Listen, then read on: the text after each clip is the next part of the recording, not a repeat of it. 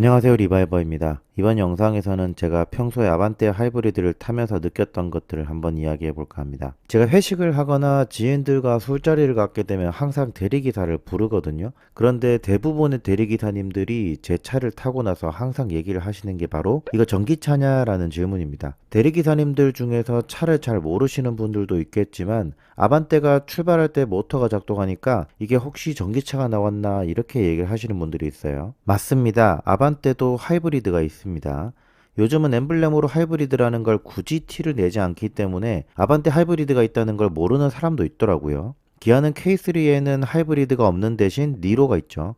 니로는 상품성으로는 아반떼보다는 조금 더 좋다는 생각도 드는데 어쨌든 이번 영상에서 꼭 이야기를 하고 싶었던 핵심은 아반떼도 하이브리드가 있다. 그리고 니로보다도 오히려 가성비나 연비가 더 좋다입니다. 아반떼 하이브리드 시작 가격이 2,578만원, 연비는 21.1km/L입니다. 니로는 2,835만원부터 시작하는데 연비는 이보다 더 낮은 20.8km/L입니다. 재미있는 이야기를 해볼게요. 보통 사람들이랑 차에 대해서 이야기를 하면 세단 대비 해치백을 좋지 않게 보는 이유는 간단합니다.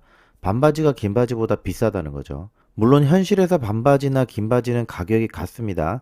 일반적인 관점에서 보면 반바지는 긴 바지보다 재료도 덜 들어가는데 긴 바지랑 가격이 같은 건 이해가 안 되죠.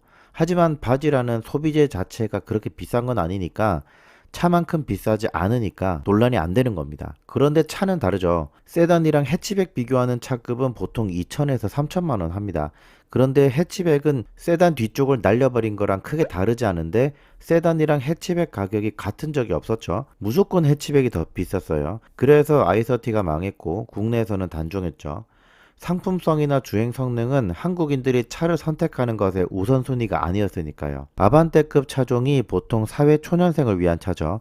차값이 이제는 그렇게 저렴한 건 아니지만 그래도 비벼볼만 하고 경차를 사기엔 이제 경차 가격도 많이 올랐을 뿐더러 옛날만큼 경차가 연비가 좋은 것도 아니고 경차는 아무리 튼튼해도 경차라는 한계점도 있습니다. 하지만 아반떼는 플랫폼에 변화가 있으면 적용되는 범위 안에는 들어가고 아반떼가 여러모로 가성비 좋은 차는 맞습니다. 자, 그럼 여기서 아반떼처럼 준중형급은 그만큼 가격에 민감한 차급인데 그럼 왜 해치백인 니로는 잘 팔리는 것이냐? 그건 하이브리드라서 그래요. 그런데 아반떼도 하이브리드가 있습니다. 그것도 시작 가격이 니로보다 300만원 정도 더 저렴하고 연비는 더 좋습니다.